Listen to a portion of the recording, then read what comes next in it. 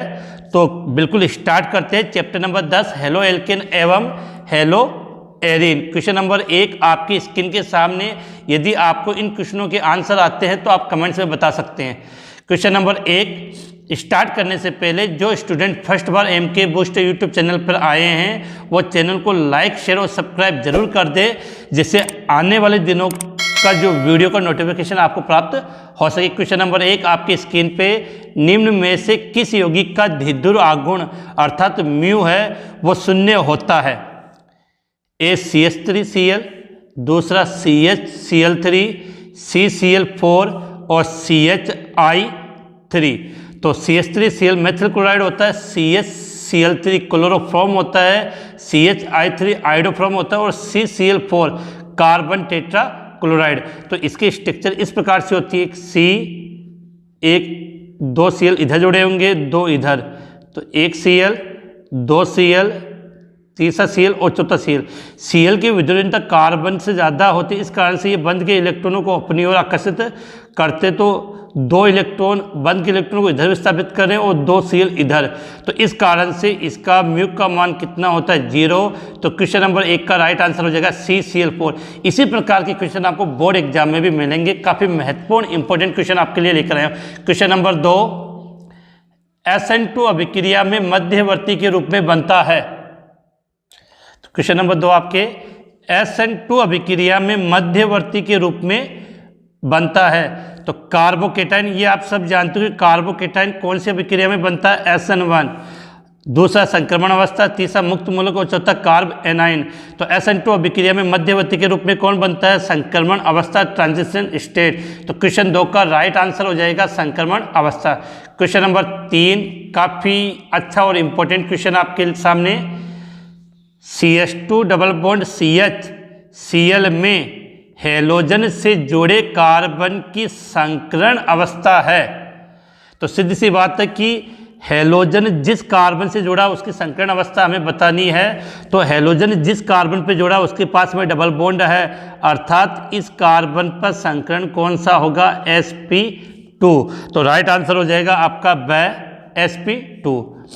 अगला क्वेश्चन काफ़ी इंपॉर्टेंट और थोड़ा सा अलग, हेलो एरीन का उदाहरण है। हेलो एरीन का उदाहरण है, चारों आपके सामने हैं। कमेंट्स में राइट आंसर देखो। हेलो एरीन को समझते हैं। तो पहला है C6H5CH2Cl। अगर आप इसके स्ट्रक्चर बनाओगे तो इसकी स्ट्रक्चर हम इस प्रकार से बनाते हैं, बेंजीन वाले ऊपर CH2Cl।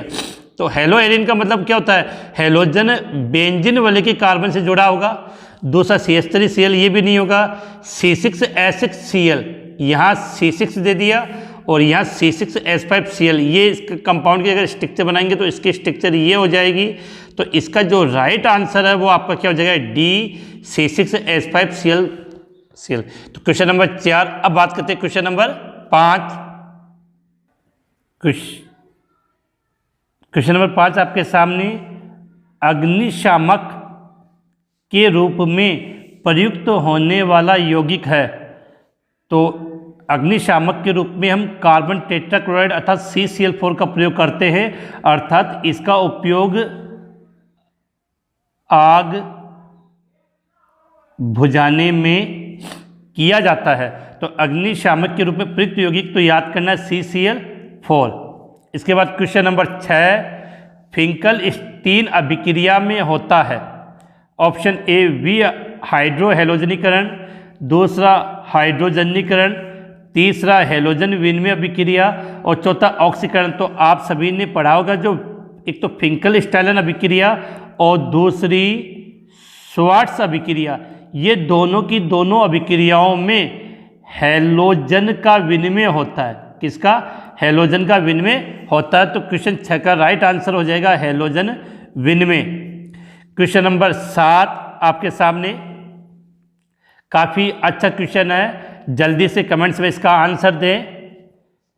CH3CHBr CH2CH3 alcoholic KOH का मुख्य उत्पाद। तो ध्यान रखना, जहाँ पर तीर के निशान पर अगर एल्कोहलिक KOH लिखा हो, इसका मतलब वहाँ पर बीटा विलोपन अभिक्रिया होगी, अर्थात बीटा कार्बन से हाइड्रोजन जाएगा और मुख्य उत्पाद वह बनती है जहाँ मात्रा में प्रतिस्थापी जुड़े हो एल्किन पर, तो सीधी सी बात है कि इसका राइट आंसर हो जाएगा 2 ब्यूटीन। क्या बन जाएगा?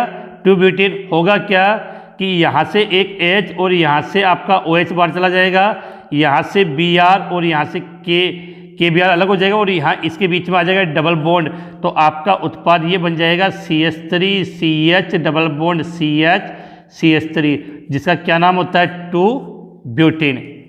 क्वेश्चन नंबर 8 आपके सामने,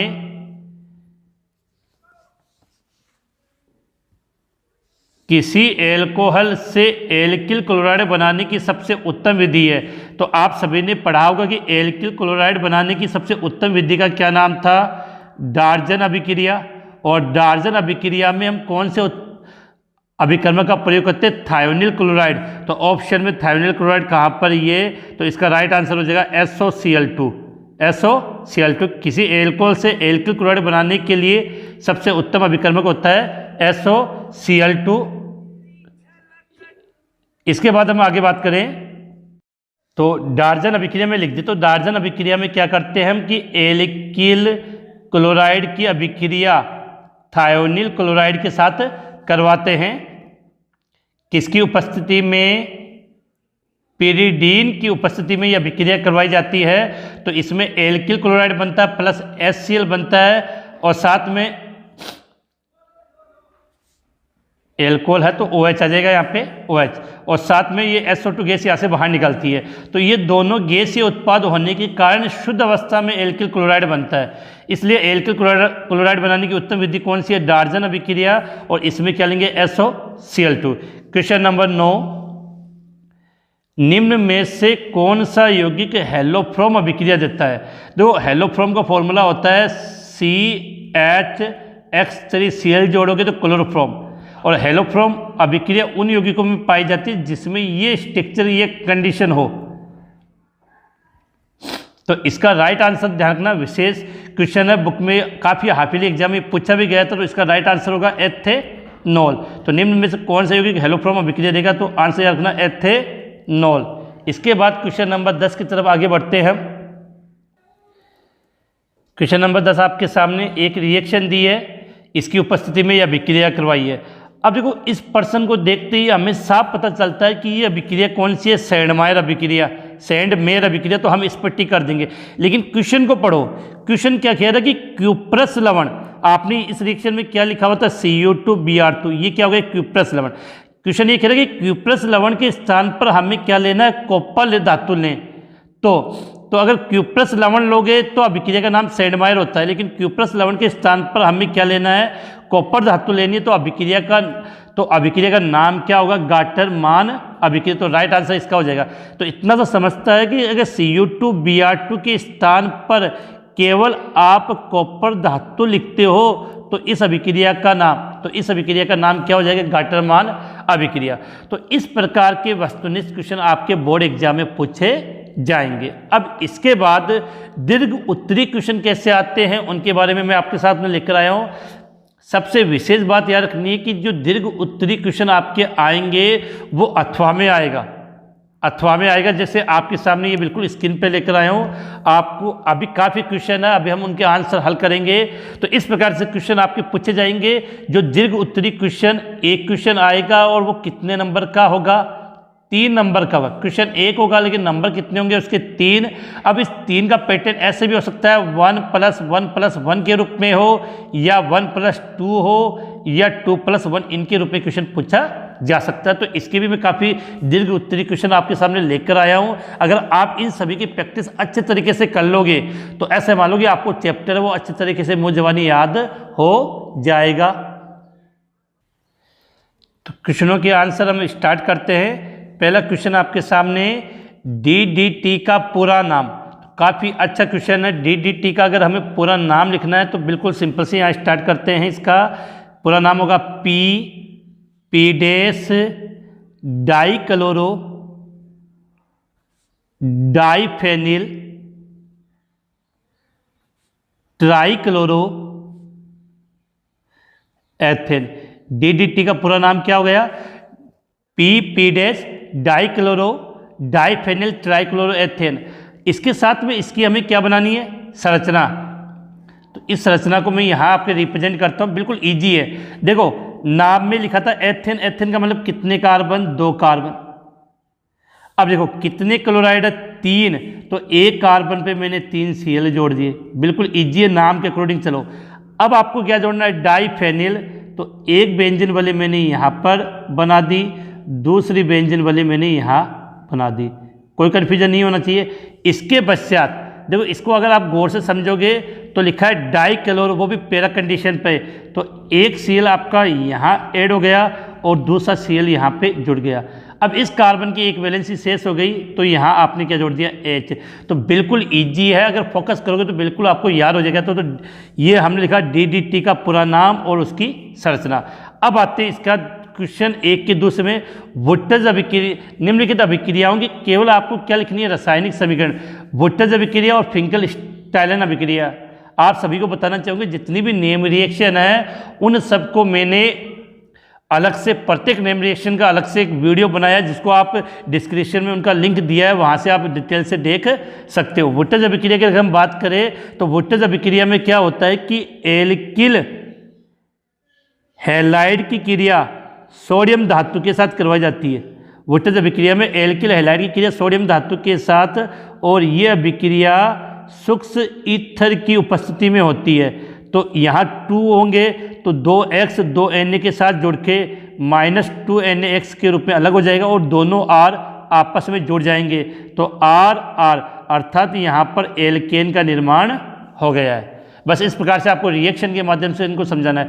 दूसरी अभिक्रिया फिंकल-स्टाइन अभिक्रिया, ये एक हैलोजन विनिमय अभिक्रिया। तो इस अभिक्रिया में क्या होता है, एल्किल क्लोराइड या एल्किल ब्रोमाइड की अभिक्रिया सोडियम आयोडाइड के साथ, किसकी उपस्थिति में, शुष्क एसीटोन की उपस्थिति में होती है। तो यहाँ से NaCl अलग हो जाएगा और I आ जाएगा, अर्थात Cl के स्थान पे क्या गया, I, तो हैलोजन का विनिमय हो गया, तो आपका उत्पाद क्या बन गया, एल्किल आयोडाइड प्लस NaCl।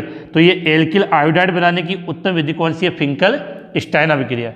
इसके बाद तो आपके बोर्ड एग्जाम में जब इस चैप्टर से क्वेश्चन आएगा तो अथवा में आएगा, तो ये ऊपर वाला क्वेश्चन कर सकते हो या आप नीचे वाला क्वेश्चन क्या लिख कर आए हैं हम, SN1 एवं SN2 अभिक्रिया में अंतर स्पष्ट करें। तो आप सभी जानते हो कि SN1 अभिक्रिया क्या है, 1 का मतलब प्रथम कोटि की अभिक्रिया है, और SN2 अभिक्रिया कौन सी कोटि की, द्वितीय कोटि की अभिक्रिया। क्लियर है। SN1 अभिक्रिया 2 पदों में संपन्न होगी और SN1 अभिक्रिया 1 पद में संपन्न होती है। बहुत है, ध्यान रखना, जब भी इस प्रकार क्वेश्चन आता है तो इसका डिवाइडेशन है, जैसे ये पर्सन मैंने आपको दिया तो इसका डिवाइडेशन है, ये पर्सन हो गया 1 नंबर का और ये 2 रिएक्शन तो ये 2 नंबर का हो गया, तो 2 भी 1 + 1 में। तो अगर 1 नंबर वाला क्वेश्चन में अंतर पूछे जाए तो 2 अंतर सफिशियंट है, तो हमने बहुत ईजिली लिख दिया कि SN1 अभिक्रिया प्रथम कोटि की अभिक्रिया है और SN2 द्वितीय कोटि की अभिक्रिया है। SN1 अभिक्रिया 2 पदों में संपन्न होगी और SN2 अभिक्रिया 1 पद में। एक अंतर और फेमस अंतर है, SN1 अभिक्रिया में मध्यवर्ती के रूप में हम किसका निर्माण होता है, कार्बोकेटाइन का, और SN2 अभिक्रिया में मध्यवर्ती के रूप में, अभी पर्सन हमने ऑब्जेक्टिव टाइप क्वेश्चन हल किया था संक्रमण अवस्था का। तो बिल्कुल आपको इनको हल करोगे तो बहुत अच्छे नंबर प्राप्त करोगे। और जो स्टूडेंट नए हैं वो चैनल को लाइक शेयर और सब्सक्राइब करना ना भूले, और आपको पसंद आया है तो अपने जितने भी साथी हैं उनको शेयर करें, जो जैसे वो भी इसका लाभ उठा सके। तो काफ़ी दीर्घ उत्तरीय क्वेश्चन लेकर आए होंगे, कैसे कैसे क्वेश्चन इस चैप्टर से पूछे जा सकते हैं। अगला पूछा है श्वार्ट्ज अभिक्रिया, तो ये भी एक हैलोजन विनिमय अभिक्रिया है। इसमें क्या, ये एल्किल फ्लोराइड बनाने की विधि है। तो इसमें क्या कहते हैं, एल्किल क्लोराइड या एल्किल ब्रोमाइड की अभिक्रिया धात्विक फ्लोराइड जैसे AgF के साथ इसकी अभिक्रिया कर दी, तो क्या होगा, यहाँ से AgCl अलग हो जाएगा और ये आपका एल्किल फ्लोराइड आपको प्राप्त हो जाता है। तो श्वार्ट्ज अभिक्रिया क्या बनाने की विधि है, एल्किल फ्लोराइड बनाने की विधि है। अगली है वोल्टेज-फिटिक अभिक्रिया। वोल्टेज-फिटिक अभिक्रिया, तो ये 2 अभिक्रियाओं का मिश्रण होता है, एक तो फिटिक अभिक्रिया और वोल्टेज अभिक्रिया। फिटिक अभिक्रिया में क्या होता है कि आपके एरिल हैलाइड और वोल्टेज अभिक्रिया में आपका एल्किल हैलाइड काम में लेते हैं, जो दोनों रिएक्शन एक साथ हो जाएगी। फिटिक अभिक्रिया में आप एरिल हैलाइड काम में लोगे, वुटेज अभिक्रिया में एल्किल हैलाइड, और दोनों की क्रिया किसके साथ, सोडियम धातु के साथ, किसकी उपस्थिति में, सूक्ष्म ईथर की उपस्थिति में। तो यहाँ से आपका X, यहाँ से X और यहाँ से आपके 2 Na ये अलग हो जाएंगे। जहाँ से X हटा है उसके स्थान पे क्या जुड़ जाएगा, R। तो बेंजीन वाले के ऊपर आपने क्या जोड़ दिया, R प्लस 2NaX यहाँ से अलग हो गया। अब देखो बेंजीन वाले के ऊपर R जोड़ा, R को आप क्या बोलते हो, एल्किल, और इसको बोलते हैं बेंजीन। तो वुटेज फिटिक अभिक्रिया से किसका निर्माण होगा, एल्किल बेंजीन का निर्माण होता है। किसका, एल्किल बेंजीन का निर्माण होता है।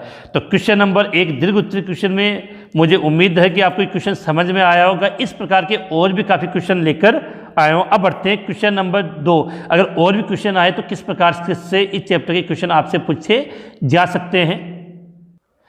नेक्स्ट क्वेश्चन आपकी स्क्रीन के सामने, सेम वही 3-3 नंबर की क्वेश्चन आएगा। तो किस प्रकार से उसी पैटर्न में, बिल्कुल बोर्ड एग्जाम में आपको इसी पैटर्न से इस चैप्टर से क्वेश्चन मिलेंगे। पसंद आया हो तो वीडियो को लाइक शेयर सब्सक्राइब करना ना भूले। क्वेश्चन नंबर 2, और काफ़ी मेहनत की इन क्वेश्चनों को बना के चैप्टर का पूरा सारांश यहाँ पे है। अगला है क्वेश्चन नंबर 2, वही अथवा के रूप में। एक तो CX मतलब कार्बन हेलोजन आबंध की प्रकृति समझाइए। फिर निम्न अभिक्रिया में उत्पाद की पहचान कीजिए। या इसका अथवा वाला क्वेश्चन देख सकते हो कि क्लोरोफॉर्म को बंद रंगीन बोतलों में क्यों रखा जाता है और उत्पाद की पहचान कीजिए। इस प्रकार के क्वेश्चन आपके बोर्ड एग्जाम में काफ़ी बार आते हैं। तो पहले वाले क्वेश्चन को हम हल करते हैं कि अब देखो आपसे पूछे CX आबंध की प्रकृति समझाइए। तो इसको आप इस प्रकार से समझाओगे कि ये कार्बन और ये हो गया आपका हेलोजन। कार्बन की वैलेंसी तीनों बना दी। अब देखो गौर से कि हेलोजन की विद्युत ज़्यादा होने के कारण बंध के इलेक्ट्रॉन हेलोजन परमाणु की ओर विस्थापित हो जाते हैं, जिससे इस हेलोजन पे आंशिक ऋणावेश और कार्बन पे आंशिक धनावेश आ जाता है, जिसके कारण इस बंध की प्रकृति कैसी हो जाती है, ध्रुवीय सहसंयोजक। कैसी, ध्रुवीय सहसंयोजक। तो चाहो तो आप इस प्रकार से लिख सकते हो कि कार्बन हेलोजन आबंध में हेलोजन परमाणु की विद्युतीयता ज़्यादा होने के कारण बंध के इलेक्ट्रॉन हेलोजन परमाणु की ओर विस्थापित हो जाते हैं, जिससे हेलोजन परमाणु पर आंशिक ऋणावेश और कार्बन पे आंशिक धनावेश आ जाता है। ये इसके हो गए, जिसके कारण इसकी प्रकृति ध्रुवीय सहसंयोजक हो जाती है। इसके बाद हम बात करते हैं कि क्वेश्चन नंबर 2 में निम्न अभिक्रियाओं में उत्पाद की पहचान कीजिए। देखो विशेष क्या करते हैं, काफ़ी बच्चे इस क्वेश्चन को गलत करते हैं, यहाँ से Ag और यहाँ से Cl अलग कर देते हैं। लेकिन यार कि AgCl है वो सहसंयोजक कंपाउंड है, इस कारण से इसमें ये आक्रमण है वो N करता है। तो इससे इसका जो उत्पाद बनेगा वो ये बनेगा CH3CH2NC, और अलग क्या हो गया, AgCl। अब यहाँ पर NC ने अपना उत्पाद बनाया है NC, तो इसका मतलब आइसोसाइनाइड। तो जो उत्पाद बना उसका नाम क्या हो गया, एथिल आइसोसाइनाइड, एथिल आइसोसाइनाइड। अब देखो तो ध्यान रखिए, इन सभी क्वेश्चनों की प्रैक्टिस मैंने अपनी ऑनलाइन क्लास में करवाई हुई है। इस चैप्टर के जितने भी वीडियो हैं प्लस मैराथन क्लास, सभी का लिंक वीडियो के डिस्क्रिप्शन में दे दिया है। वहाँ से आप इस पेपर को, इंपॉर्टेंट क्वेश्चनों को हल करने के बाद उन सभी वीडियो को आप देख सकते हो, जिससे आपकी प्रैक्टिस काफ़ी अच्छी हो जाएगी। अब देखो आगे, CH3 CH double bond CH2, इसकी अभिक्रिया HCl से करवानी है, हेलोजन हैलाइड से। तो यहाँ अभिक्रिया मार्कोनिकॉफ के नियम से होती है, और मार्कोनिकॉफ का नियम का तरीका मैंने क्या बताया था, हाइड्रोजन आपको वहाँ जोड़ना जहाँ डबल बॉन्ड के पास में हाइड्रोजन ज़्यादा हो। अर्थात यहाँ तो जुड़ जाएगा आपका हाइड्रोजन और इस कार्बन से जुड़ जाएगा आपका Cl। तो उत्पाद क्या बन जाएगा, CH3CH, इसके साथ जुड़ गया Cl और यहाँ जुड़ गया CH3। हो सके वहाँ तक उत्पाद का नाम जरूर लिखे।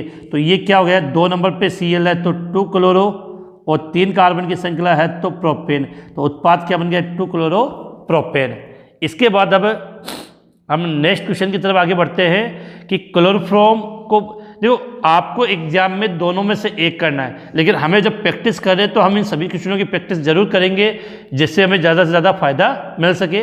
अगला क्वेश्चन है, क्लोरोफॉर्म को रंगीन बोतलों में क्यों रखा, क्लोरोफॉर्म को बंद रंगीन बोतलों में क्यों रखा जाता है, क्योंकि क्लोरोफॉर्म वायुमंडलीय क्लोरोफॉर्म वायुमंडलीय मतलब प्रकाश की क्लोरोफॉर्म प्रकाश की उपस्थिति में वायुमंडलीय ऑक्सीजन से क्रिया करके एक विषैली गैस फॉस्फेन बनाता है। इसका आंसर मैं यहाँ लिख देता हूँ कि लिखना चाहे तो कि क्लोरोफॉर्म का फॉर्मूला CH3Cl।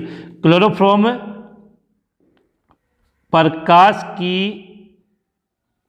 उपस्थिति में वायु से क्रिया करके, क्लोरोफॉर्म प्रकाश की उपस्थिति में वायु से क्रिया करके विषैली गैस कार्बोनिल क्लोराइड, विषैली गैस कौन सी? कार्बोनिल क्लोराइड बनाता है, जिसे फॉस्फीन कहते हैं। इसलिए बोतल को बंद रंगीन बोतलों में रखा जाता है, पूर्ण भरी होती है। इसकी रिएक्शन काफ़ी इंपॉर्टेंट है, वो याद हो। क्लोरोफॉर्म तो CHCl3 प्लस वायु से क्रिया O2, तो आपकी जो गैस बनती है वो बनेगी COCl2 प्लस 2HCl। COCl2 इसी को आप बोलते हो कार्बोनिल क्लोराइड या फॉस्फीन, तो यहाँ लिख देते हैं फॉस्फीन। ये इसका आंसर हो जाएगा। तो कैसे आपको आंसर लिखना वो बिल्कुल लिख कर आया हूँ यहाँ पे। इसके बाद अब हम बात करते हैं CH3CH2Cl KNO2 KNO2, तो यहाँ रखना, जब यहाँ से K अलग होगा और यहाँ से Cl अलग होगा तो आपका उत्पाद ये बनेगा CH3CH2ON डबल बॉन्ड O। इसको आप क्या बोलोगे? नाइट्राइल। तो इसका नाम हो जाएगा एथिल नाइट्राइट। ये सभी क्वेश्चन मैंने अपनी ऑनलाइन क्लास में बहुत अच्छे तरीके से समझाए हैं। अगला CH3CH double bond CH2 plus HBr। HBr के साथ जब पेरोक्साइड आ जाता है तो अभिक्रिया कौन से नियम से होती है? आप सभी जानते हैं, एंटी मार्कोनिकॉफ नियम से। एंटी मार्कोनिकॉफ नियम से, तो एंटी मार्कोनिकॉफ नियम में क्या होगा? ये H इस कार्बन से जुड़ जाएगा और Br इस कार्बन से, तो उत्पाद क्या बनेगा? CH3CH2CH2Br, अर्थात 1 ब्रोमो प्रोपेन का निर्माण हो जाएगा। तो इस प्रकार से आपको ये आंसर लिख के आने। तो क्वेश्चन दूसरा हो गया। अब नेक्स्ट क्वेश्चन की तरफ हम आगे बढ़ते हैं। जितनी क्वेश्चनों की प्रैक्टिस करेंगे उतना अपने लिए फायदेमंद होगा। क्वेश्चन नंबर 3 आपके सामने। इन क्वेश्चनों की प्रैक्टिस कर लोगे तो इनमें से काफ़ी क्वेश्चन आपको बोर्ड एग्जाम में सीधे मिल जाएंगे। अगला क्वेश्चन नंबर 3, SN1 अभिक्रिया की क्रियाविधि बताओ, या यहाँ पर आपको उत्पाद बताना, या इसके अथवा में क्वेश्चन मैंने क्या रखा, SN2 अभिक्रिया की क्रियाविधि बताओ, या यहाँ पे उत्पाद। तो सबसे पहले बात करते हैं कि SN1 या SN2 में से एक क्वेश्चन आपके बोर्ड एग्जाम में कंफर्म पूछा जाएगा। तो SN1 और SN2 अभिक्रिया की कंप्लीट क्रियाविधि की वीडियो का लिंक मैंने डिस्क्रिप्शन में डाल दिया है क्वेश्चन नंबर 3 से, उसको आप डिटेल से समझ लो। शॉर्ट में मैं आपको यहाँ पे बताता हूँ कि SN1 अभिक्रिया में क्या होता है, कार्बोकेटाइन बनता है। तो इसकी अगर क्रियाविधि समझना चाहे तो पहले पद में क्या होगा, CH3CH3Cl। तो पहले पद में ये बंद यहाँ से टूटेगा तो आपका उत्पाद क्या बनेगा, CH3 कार्बोकेटाइन बन गया। दूसरे पद में इससे कौन अभिक्रिया करेगा, ये पहला पद, दूसरा पद ये समझा रहा हूँ, ये नाभिक इसने क्या करेगा, इस कार्बोकेटाइन पर आक्रमण करेगा तो ये उत्पाद का निर्माण हो जाएगा। तो ये शॉर्ट में मैंने क्रियाविधि समझा दी है, और डिटेल से जाननी तो वीडियो के डिस्क्रिप्शन में लिंक दिया है। अगला देखो, ध्यान ना, इसकी अभिक्रिया करवानी है। तो ये क्वेश्चन तो हमने वस्तुनिष्ठ क्वेश्चन में भी इसको हल किया था कि ALC शब्द को पकड़ना। ALC का मतलब है एल्कोलिक। तो एल्कोलिक H लिया तो कंफर्म याद करना अभिक्रिया कौन सी होगी, बीटा विलोपन अभिक्रिया। बीटा विलोपन अभिक्रिया। तो ये एल्फा, ये बीटा कार्बन, लेकिन कौन से बीटा कार्बन से हाइड्रोजन जोड़ेगा, जहाँ पर प्रतिस्थापी ज़्यादा जुड़ा हो। तो इसका मतलब उत्पाद आपका क्या बनेगा, यहाँ पे CH3CH डबल बॉन्ड CH3। तो आप इन क्वेश्चनों का आंसर अपने साथ मिला सकते हो। अब बात करें SN2 अभिक्रिया, तो हो गया आपका एक क्वेश्चन। अब अथवा वाले क्वेश्चन की बात करें तो SN2 अभिक्रिया की क्रियाविधि लिखो। तो आप सभी जानते हो कि इसमें मध्यवर्ती के रूप में कौन बनती है, संक्रमण अवस्था। तो एक सिंपल सा एग्जाम्पल लेते हैं, यहाँ पे CH3Cl और इसकी क्रिया हमने करवा दी OH- से। तो क्या होगा कि इधर OH- इसके पीछे की तरफ से आक्रमण करेगा, एक H ऊपर 2H इधर शो कर दिया और ये Cl, ये होती है संक्रमण अवस्था। अब यहाँ से ये Cl अलग हो जाएगा और इसके साथ ये स्ट्रक्चर बन जाएगी HOHHH, विन्यास का प्रतिलोमन होता है। अब नेक्स्ट क्वेश्चन की अगला इसका हिस्सा क्या है, सेम देखो ऊपर वाले क्वेश्चन को और इस वाले क्वेश्चन को आप समझने की कोशिश करो कि बच्चे गलती क्या करते हैं। यहाँ AQ लिखा है, AQ का मतलब यहाँ पर KOH कैसा है, जलीय, और जलीय KOH लिया है तो यहाँ पर ये जो अभिक्रिया होगी वो नाभिक स्नेही प्रतिस्थापन अभिक्रिया होगी। अब नाभिक स्नेही प्रतिस्थापन अभिक्रिया में सीधी सी बात है कि यहाँ से K और यहाँ से Cl अलग हो जाएगा और इस OH को यहाँ पे जोड़ दो तो क्या बन जाएगा, CH3 CHOH CH2 CH3।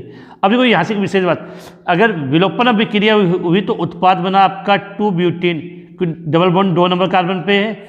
अगर नाभिक स्नेही प्रतिस्थापन अभिक्रिया हुई तो उत्पाद आपका ये बना, OH कितने नंबर पे जुड़ा, 2 पे, तो 2 ब्यूटेनॉल, क्या बन गया, 2 ब्यूटेनॉल। इसके बाद इसका नेक्स्ट क्वेश्चन लेते हैं। काफ़ी इंपॉर्टेंट क्वेश्चन लेकर आए हूँ आपके, और ये सभी इंपॉर्टेंट क्वेश्चनों का संग्रह है और इनको आप एकदम इजीली याद कर सकते हो, बिल्कुल बोर्ड एग्जाम के पैटर्न के अकॉर्डिंग। नेक्स्ट क्वेश्चन नंबर 4 में पहला, निम्न रासायनिक अभिक्रिया को पूर्ण कीजिए। जैसे ये 3 क्वेश्चन दिए, इसका मतलब इसका पैटर्न क्या होगा, 1+1+1 के रूप में 3 नंबर का क्वेश्चन होगा। जो अभिक्रिया को पहचाननी है, ये एल्किल ब्रोमाइड सोडियम धातु, तो सोडियम धातु के साथ अभिक्रिया थी तो याद हो जाना, जब वुट्टज अभिक्रिया तो यहाँ से 2 लिए तो 2 Br और 2 Na जुड़ जाएंगे, तो ये दोनों को जोड़ दो तो CH3 CH2 CH2 CH3, तो ये याद होनी चाहिए। ये अभिक्रिया कौन सी है, आपकी वुट्टज अभिक्रिया, और उत्पाद क्या बन गया आपका यहाँ पर, ब्यूटेन। अब देखो इस अभिक्रिया को पहचानना है कि ये क्या है, C6H5Cl, ये किसका फॉर्मूला है, आपके क्लोरोबेंजीन का, और क्लोरोबेंजीन की अभिक्रिया किससे करवा रहे हैं, सांद्र HNO3 की अभिक्रिया सांद्र H2SO4 के साथ, अर्थात ये कौन सी अभिक्रिया है, नाइट्रीकरण अभिक्रिया। और नाइट्रीकरण अभिक्रिया तो इसको मैं मेरे तरीके से समझाता हूँ आपको, क्या होगा कि ये बेंजीन वाले आपने बनाई, यहाँ पर Cl, अब इसकी अभिक्रिया आप करवा रहे हो HNO3, तो HNO3 को लिखने का तरीका याद क्या करना था, HONO2 लिख देते, HONO2, और किसकी उपस्थिति में, सांद्र H2SO4 की उपस्थिति में। तो एक बार देखो ये एक H यहाँ होता है, दूसरा H यहाँ होता है, सब बेंजीन वाले के सब कार्बन पे H है, अगर आपको आवश्यकता तो आप रिप्रेजेंट कर सकते हो। यहाँ से HOH बाहर, तो एक बार NO2 को ऑर्थो पे जोड़ दो और एक बार NO2 को पैरा पे, तो उत्पाद क्या बन जाएगा, तो एक बार हमने क्या किया यहाँ पर Cl, एक बार NO2 कहाँ जोड़ दिया, ऑर्थो पे, और दूसरी बार आपका जो NO2 है वो कहाँ जोड़ दिया, पैरा पे। अब जो इसमें काउंटिंग है, ये 1 पे और ये 2 पे, तो क्या हो जाएगा, 1 chloro 2 nitro benzene, 1 chloro 2 nitro benzene, और यहाँ क्या हो जाएगा, 1 क्लोरो 4 नाइट्रो बेंजीन। तो जब भी आप रिएक्शन में उत्पाद बनाते हो तो नीचे उनका नाम जरूर लिखें। Next reaction, C6H5Cl plus CH3Cl की अभिक्रिया निर्जल AlCl3, तो याद करो कि ये अभिक्रिया कौन सी, ये अभिक्रिया आपकी फिडेल क्राफ्ट अभिक्रिया। तो आप गौर करोगे कि इन क्वेश्चनों का समावेश इस प्रकार से किया गया है कि इससे आपके चैप्टर के सभी इंपॉर्टेंट क्वेश्चनों का रिवीजन हो जाएगा। तो अब देखो फिडेल क्राफ्ट अभिक्रिया है, तो रिएक्शन को यहाँ समझते हैं। ये आपका क्लोरोबेंजीन अभिक्रिया किससे, CH3Cl से, किसकी उपस्थिति में, निर्जल AlCl3 की उपस्थिति में। तो सीधी सी बात है कि एक बार HCl यहाँ से बाहर चला जाएगा, एक बार HCl यहाँ से बाहर, तो एक बार CH3 को यहाँ जोड़ दो ऑर्थो पर, एक बार पैरा पे, तो उत्पाद क्या बनेगा आपका, ये Cl CH3 एक बार यहाँ पर आ जाएगा और दूसरी बार इसका क्या होगा, Cl CH3, ये बन जाएंगे आपके। अब देखो बेंजीन वाले के ऊपर अगर CH3 जुड़ा हो तो उसको आप क्या बोलते हैं, टोलुइन, और ऑर्थो पे Cl हो गए यहाँ से 1 2, तो इसका नाम क्या हो जाएगा, ऑर्थो क्लोरो टोलुइन। क्या नाम हो जाएगा, ऑर्थो क्लोरो टोलुइन। तो तो इसका क्या नाम हो जाएगा, पैरा क्लोरोटोलुइन। तो ध्यान रखिए जब भी नेम रिएक्शन आए तो उनका उत्पाद आपको बना के उसका नाम जरूर लिखना है। इसके बाद इसके अथवा वाले क्वेश्चन की बात करते हैं। तो इस क्वेश्चन का जब आपको आंसर देना है तो दोनों में से एक क्वेश्चन है जो आपको इजी लगे वो कर सकते हो, लेकिन प्रैक्टिस के लिए हम सब क्वेश्चनों को हल करेंगे। अब देखो ये क्वेश्चन तो आपके बोर्ड एग्जाम में आ चुका है। बेंजिलिक क्लोराइड और वाइनिलिक क्लोराइड की संरचना सूत्र लिखें और इन यौगिकों में क्लोरीन परमाणुओं से जुड़े कार्बन परमाणु की संकरण अवस्था लिखें। तो देखो सबसे बेंजिलिक क्लोराइड का हमें फॉर्मूला आना चाहिए। तो बेंजिलिक क्लोराइड का फॉर्मूला क्या होता है, बेंजीन वाले उस पर जुड़ा होता है CH2 और उसके पास में जुड़ा होता है Cl। ये तो किसका फॉर्मूला लिख दिया हमने, बेंजिलिक क्लोराइड। और वाइनिलिक क्लोराइड की बात करें तो वाइनिलिक क्लोराइड का सूत्र क्या होता है, CH2 double bond CH Cl। ये क्या हो गया, वाइनिलिक क्लोराइड। अब आपको पर्सन में ये तो हो गया इन दोनों की, बेंजिलिक क्लोराइड का सूत्र ये हो गया, वाइनिलिक क्लोराइड का सूत्र ये हो गया। अब आपसे पूछे कि इन यौगिकों में क्लोरीन परमाणुओं से जुड़े कार्बन परमाणु की संकरण अवस्था। तो देखो इस कार्बन से 2 हाइड्रोजन और 2 बंध है, अर्थात बेंजिलिक क्लोराइड में जो क्लोरीन परमाणु जिस कार्बन से जुड़ा होगा उसमें संकरण, इस कार्बन में संकरण कौन सा होगा, sp3।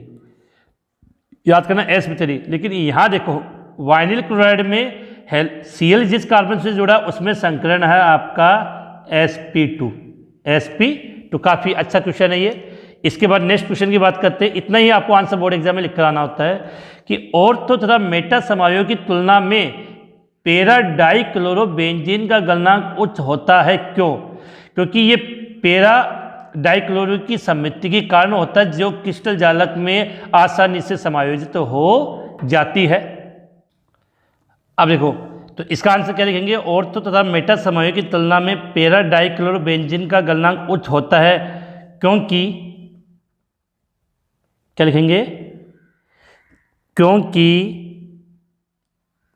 ऐसा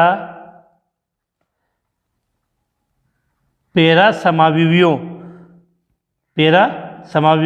की सममिति के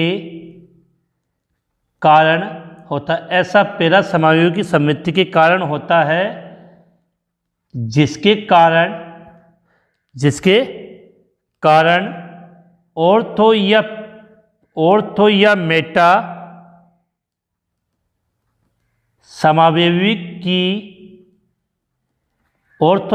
समावयवी की तुलना में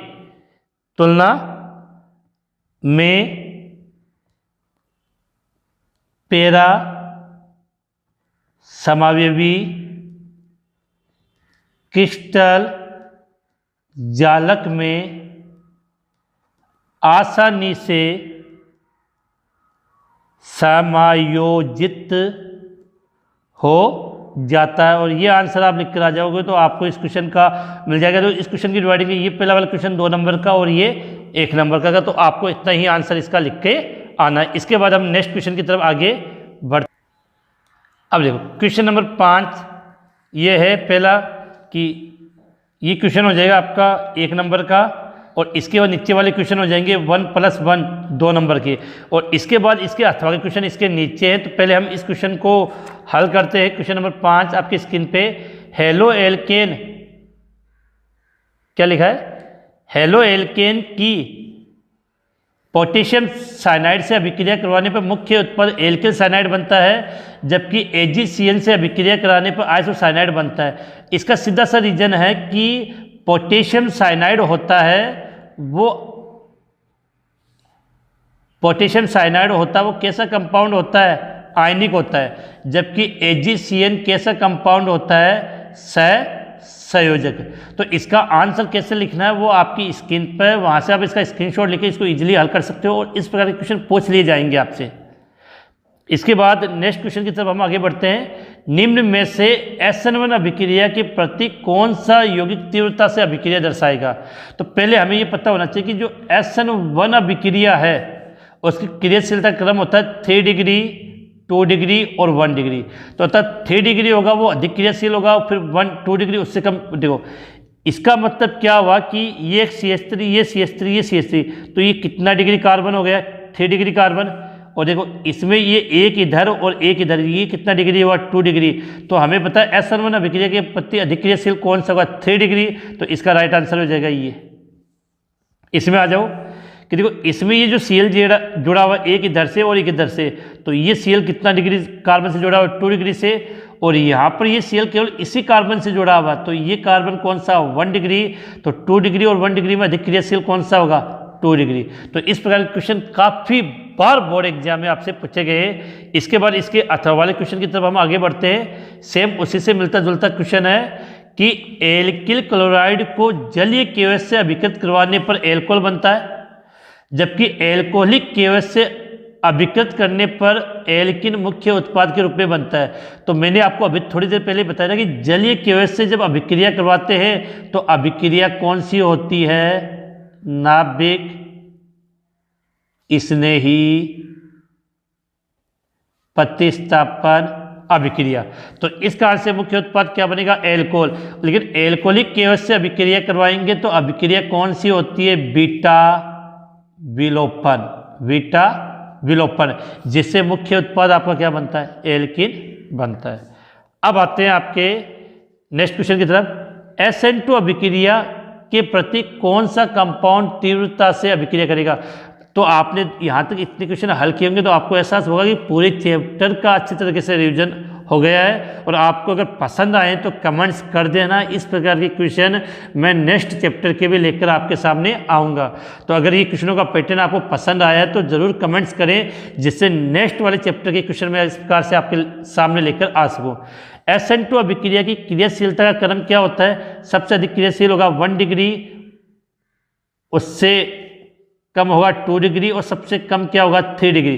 तो 1 डिग्री सबसे अधिक क्रियाशील होगा।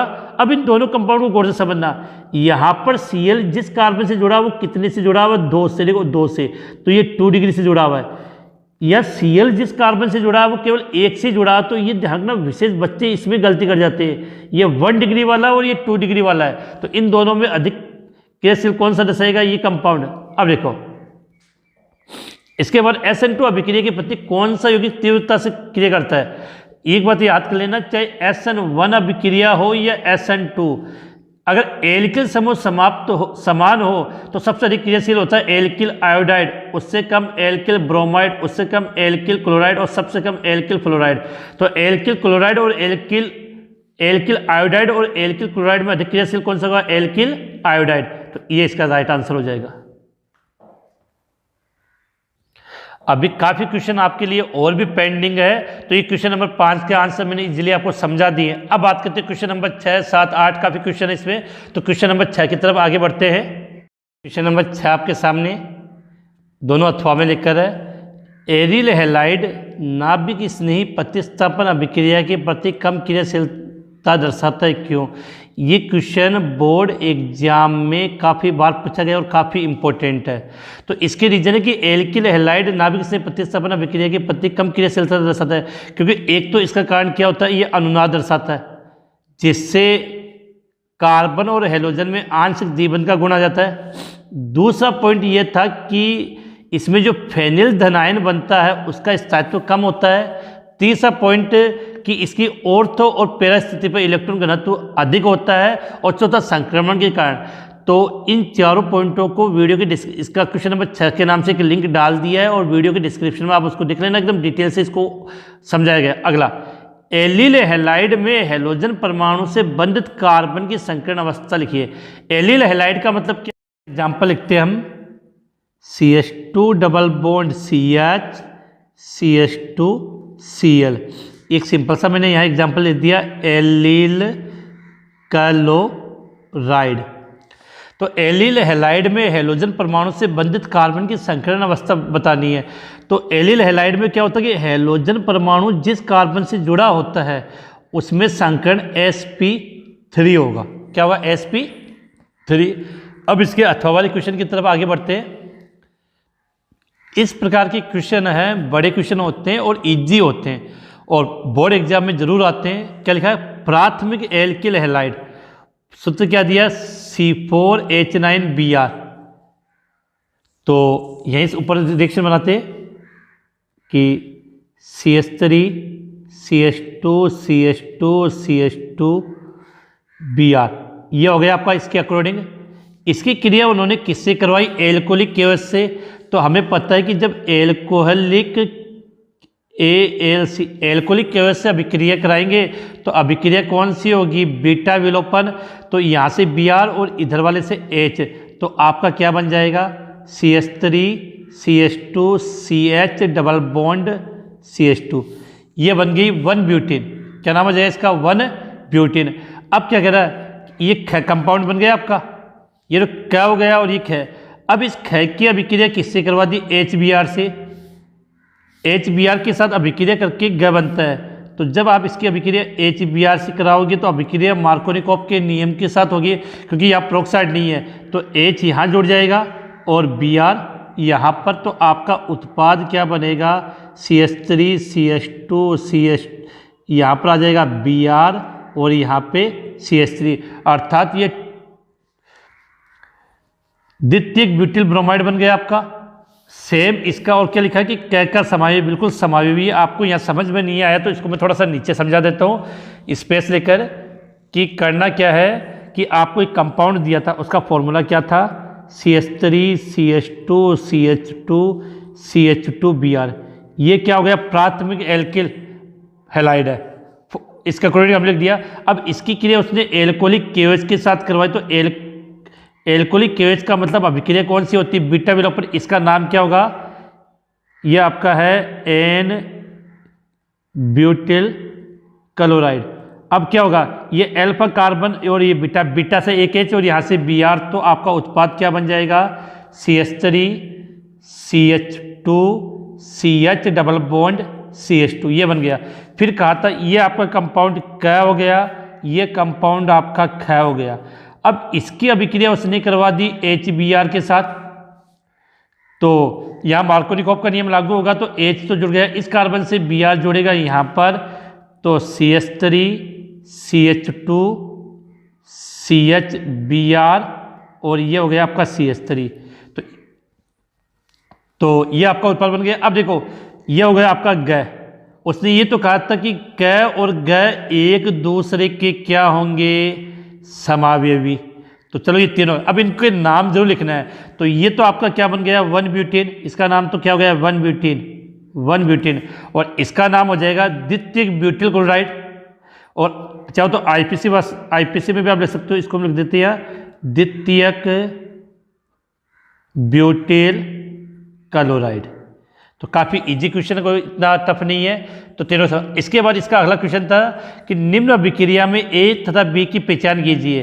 तो ये एक एल्किल ब्रोमाइड है, उसकी अभिक्रिया मैग्नीशियम के साथ सूक्ष्म ईथर की उपस्थिति में करवाई गई।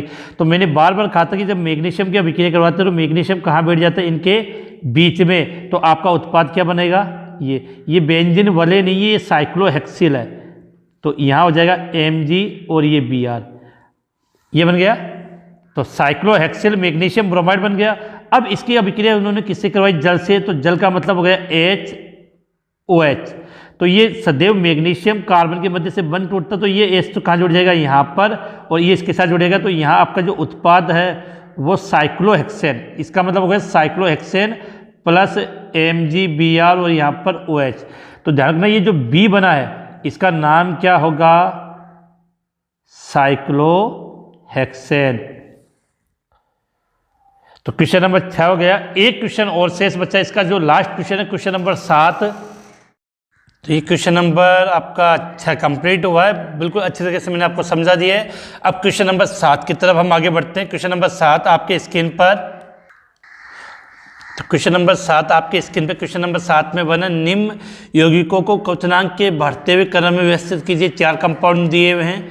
दूसरा, बेंजीन को FeCl3 की उपस्थिति में, मतलब बेंजीन को FeCl3 की उपस्थिति में Cl2 से अभिक्रिया करवाई, तो यौगिक क्या बन गया आपका? X। जिसे सूक्ष्म ईथर की उपस्थिति में सोडियम के साथ अभिक्रिया करवाई तो क्या बन गया? Y।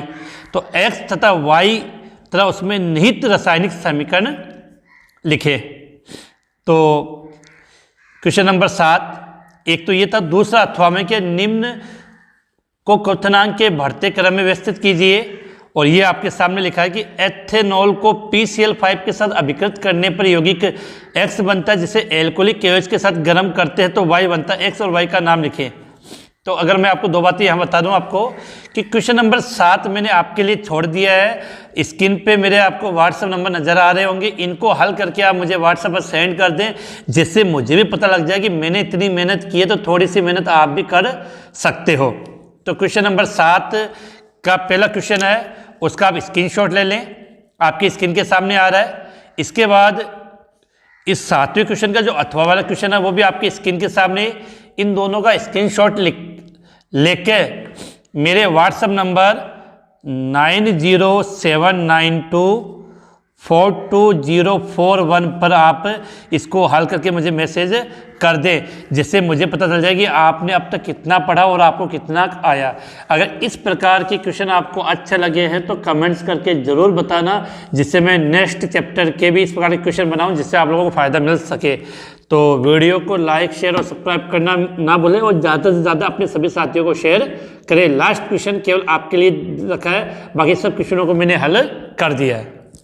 तो आज की ये जो क्लास है वो अपनी यही समाप्त होती है। जय हिंद, जय भारत।